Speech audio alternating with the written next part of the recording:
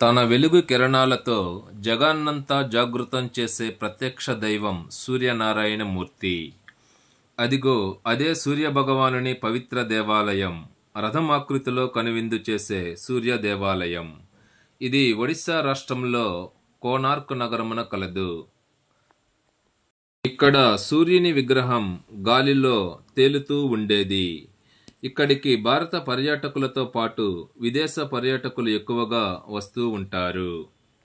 భువనేశ్వర్ నుండి కోనార్క్ 66 కిలోమీటర్లలో ఉంటుంది. ఒడిస్సాలో సందర్శించదగిన మరో పర్యాటక ఆకర్షణ ఈ రాజా రాణి మందిర్. వివాహమైన కొత్త జంటలు ఈ ఆలయం సందర్శించటం ఇక్కడ స్థానిక సంప్రదాయం. ఈ మందిరం కళింగ ఆలయ నిర్మాణ శైలిని కలిగి ఉంది. ఈ మందిరం భువనేశ్వర్ రైల్వే స్టేషన్ నుండి 4 కిలోమీటర్ల దూరంలో ఉండును. సర్వబాధల నుంచి ముక్తిని వసంగుచు ముక్తేశ్వరుడైనాడు ఆ పరమశివుడు. పరమేశ్వరుడు ముక్తేశ్వరునుగా కొలువైన ఆలయం ఈ ముక్తేశ్వరాలయం. ఇది ఒడిస్సాలో భువనేశ్వర్లో కలదు. ఈ దేవాలయ నిర్మాణం కళింగ వాస్తు శైలిని కలిగి ఉంది. ఇది ఒడిస్సాలో ఖుర్దా జిల్లాలో కలదు. భువనేశ్వర్లో ఇది మరో ప్రత్యేక ఆకర్షణ. రాజారాణి మందిర్ నుండి ఈ ముక్తేశ్వర్ ఆలయం 1.5 కిలోమీటర్ల దూరంలో ఉండును. ఒడిస్సాలో చూడదగ్గ మరొక ప్రముఖమైన tourist attraction Nandan Kannan zoo park. ఇది మొత్తం 437 హెక్టార్ల విస్తీర్ణంలో కలదు.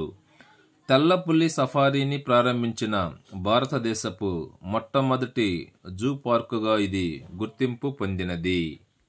భువనేశ్వర్ రైల్వే స్టేషన్ నుండి ఈ జూ పార్క్ 17 కిలోమీటర్ల దూరంలో ఉండును. ఇక్కడ రకరకాల జంతువుల మధ్య మనం మరో లోకంలో విహరిస్తున్న అనుభూతిని పొందగలము. ఒడిస్సాలో చూడదగిన మరో ప్రధాన పర్యాటక ఆకర్షణ ఈ ఉదయగిరి ఖండగిరి గుహలు. ఈ గుహలు కళింగ వంశానికి చెందిన కింగ్ ఖారవేల పాలనా కాలంలో 2వ శతాబ్దంలో నిర్మించబడ్డాయి. ఈ గుహలు జైన మత సన్యాసులు మరియు ఆ మత అనుచరులకు నివాసాలుగా ఆనాడు పనిచేశాయి.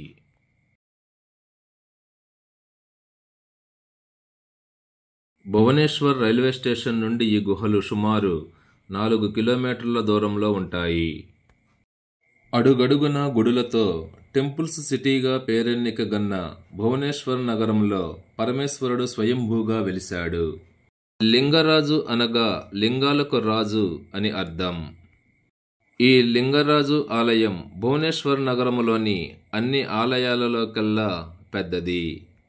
ఇక్కడ ఆలయ కేంద్ర దైవం లింగరాజును శివునిగా పూజిస్తారు. భువనేశ్వర్ వెళ్ళిన యాత్రికులు ఈ టెంపుల్ను సందర్శించకుండా రారంటే అతిశయోక్తి కాదేమో. భువనేశ్వర్ రైల్వే స్టేషన్ నుండి ఈ ఆలయం సుమారు 4.5 కిలోమీటర్ల దూరంలో ఉండును. కళింగ యుద్ధం తరువాత అశోకుని జీవితంలో జరిగిన పరివర్తన సంఘటనల గురించి ఈ ధౌలి శాంతి స్తూపం తెలియచేస్తోంది. ఒడిస్సాలో తప్పక సందర్శించవలసిన ప్రదేశం ఇది. కళింగలో ప్రస్తుతం ఒడిస్సా మరియు ఆగ్నేయ ఆంధ్రప్రదేశ్ రాష్ట్రాలు కలవు. అశోకుని జీవితంలో పరివర్తన తెచ్చిన ప్రదేశం ఇది. భువనేశ్వర్ రైల్వే స్టేషన్ నుండి ఈ ధౌలి శాంతి స్తూప 12 కిలోమీటర్ల దూరంలో ఉండును. ఈ జగత్తంతా జగన్నాథుని లీలా విశేషమే. అడుగడుగున ఆయన జయించే విస్మయాల విన్యాసమే. జగమంతా ఓ రంగస్థలమైతే ఆ పాత్రలన్నింటినీ నడిపించే సూత్రధారి ఆయనే. అందుకే ఆ స్వామిని జగన్నాటక సూత్రధారి అంటూ ఉంటారు.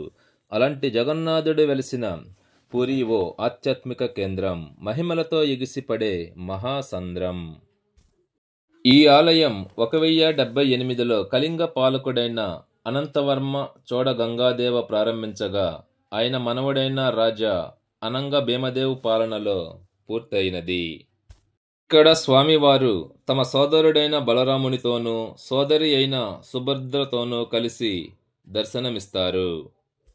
పూరి రైల్వే స్టేషన్ నుండి ఈ పూరి జగన్నాథ స్వామి దేవాలయానికి మధ్య దూరం సుమారు 2.5 కిలోమీటర్లు ఉంటుంది. పూరి బీచ్ ఒడిశాలోని ఒక ప్రసిద్ధ పర్యాటక ప్రదేశం.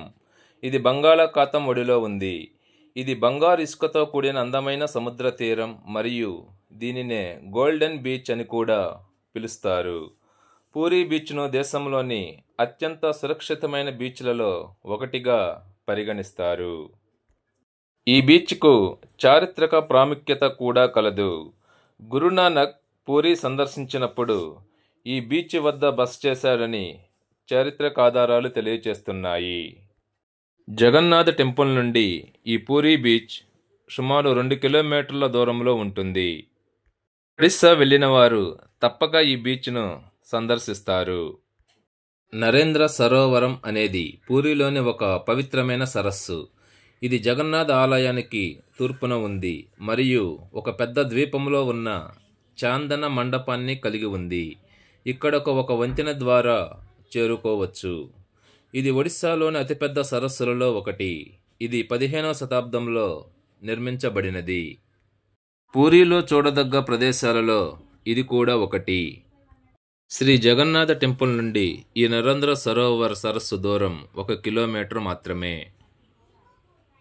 మీరు ఇప్పటి వరకు చూసిన ఈ వీడియోస్కి సంబంధించిన ఫుల్ వీడియోలను నా యొక్క డిపి విహారీ ఛానల్లో ఉంచటం జరిగింది, గమనించగలరు. ఈ వీడియో కనుక మీకు నచ్చినట్లయితే లైక్ చేసి సబ్స్క్రైబ్ చేయండి. Thanks for watching the video.